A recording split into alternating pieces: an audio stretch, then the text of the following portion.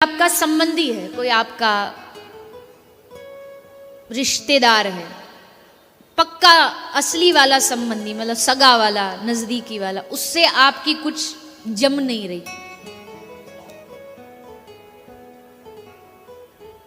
कोई आपका पार्टनर है, बिजनेस पार्टनर है, उसने आपको धोखा दे दिया, तो सबसे पहले हमारी उंगली किसकी तरफ जाती है कि इस आदमी ने हमारे साथ गलत किया। लेकिन अब एक और दृष्टांत से समझिए। मान लीजिए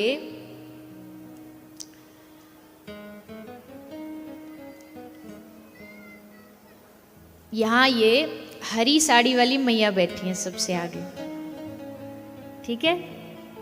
हाँ दिखा दो भैया, कैमरे में दिखा दो, तब ये ऐसे जाग जाग के देख रहा है, हरी साड़ी है बस, वो देखो और कुछ नहीं। अब ये वाली मैया से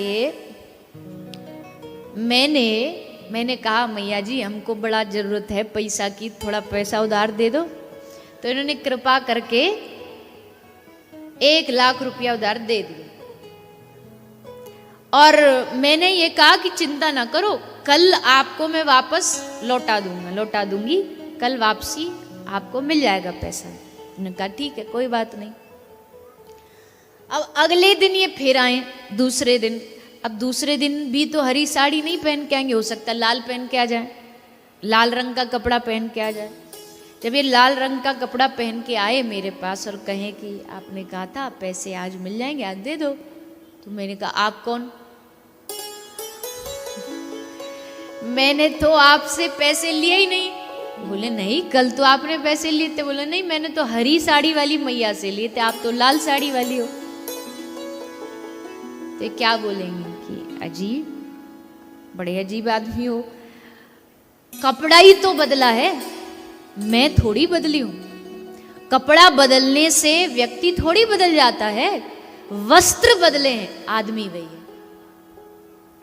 ठीक उसी तरह मान लीजिए पिछले जन्म में हमने किसी के साथ धोखाधड़ी करी, किसी को कष्ट दिया, दुख दिया, उसका पैसा हड़पा। अब अगले जन्म में ये दोनों फिर से मिलेंगे, पर फर्क अब इस जन्म में ये होगा कि जैसे कपड़ा बदला वैसे शरीर बदल के मिलेगा। ये किसी और नाम से जन्म लेंगे, ये किसी और नाम से, नाम बदल जाएगा, रूप बदल जाएगा, पर आत्मा तो वही है ना जो पिछले जन्म में थी, जिसने उसको धोखा दिया था। अब जिसने पिछले जन्म में उसको धोखा दिया, इस जन्म में आके अब उसको धोखा मिलेगा उससे जिसको दिया था। अब जब धोखा मिलता है तब हम क्या कहते? अरे मेरे साथ ही ऐसा क्यों, मैंने ऐसा क्या किया, मैंने तो इसके साथ कुछ गलत नहीं किया। आपने इस जन्म में गलत नहीं किया, लेकिन पिछले जन्म का हिसाब है किसी को? पिछले जन्म में सिर्फ शरीर बदल लिया, जैसे कपड़े बदल लेने से हिसाब नहीं बदलता है, वैसे शरीर बदल लेने से हिसाब किताब नहीं बदलेगा। हिसाब हर जन्म साथ चलता जाएगा और उस हिसाब को हमको चुकाना पड़ेगा, किसी भी रूप में चुकाएं।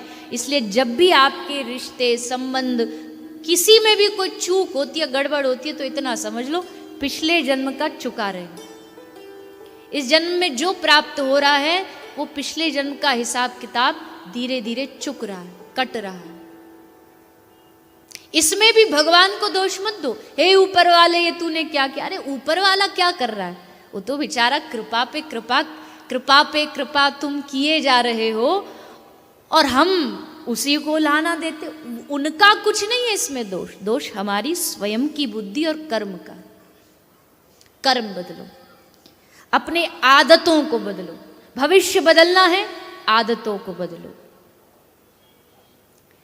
एक बड़े महापुरुष का वाक्य है कि you can not change your future but you can change your habits and your habits will change your future. भविष्य बदलने के लिए आदतों को बदलना जरूरी है। अब आदत तो है, माफ करना, आदत तो है पशु से भी निकृष्ट, और चाहते हैं कि हमको जीवन मिले देवताओं से भी अच्छा। पशु से निकृष्ट का मेरा मतलब है जीवन में कोई सदाचार नहीं, कोई पवित्रता नहीं, कोई भजन ध्यान नहीं, बस मौज मस्ती में जी रहे हैं, खा रहे हैं, पी रहे हैं, ना कोई भगवान का ध्यान, ना हृदय में दया, पशु पक्षियों को मार मार के खा रहे हैं, चोरी अनीति का धर्म कमा रहे हैं और चाहते ये हैं कि हमारा जीवन एकदम आनंद से भर जाए। कभी नहीं भरेगा। आदतों को बदलिए। आज का ये जो 7वें दिन का सत्र है ना, ये विशेषकर ये सत्र इसीलिए होता है कि आपको आज जैसे हवन में आहुति डाल के जाते हैं ना, आज ये 7 दिन के सप्ताह यज्ञ में, ज्ञान यज्ञ में आपको आहुति चढ़ा के जानी है। आहुति क्या चढ़ानी है? आपके जीवन की कोई भी ऐसी कमी जो आपको लगती है कि जिसने आपके जीवन को बड़ा गलत रास्ते पर जो लेकर के गई, आज उसको यही कथा में दक्षिणा के रूप में, आहुति के रूप में चढ़ा के जाना कि आज के बाद हम ये गलत काम, कथा सुनी है 7 दिन, तो ये कदापि नहीं करेंगे। उसमें कुछ भी हो सकता है।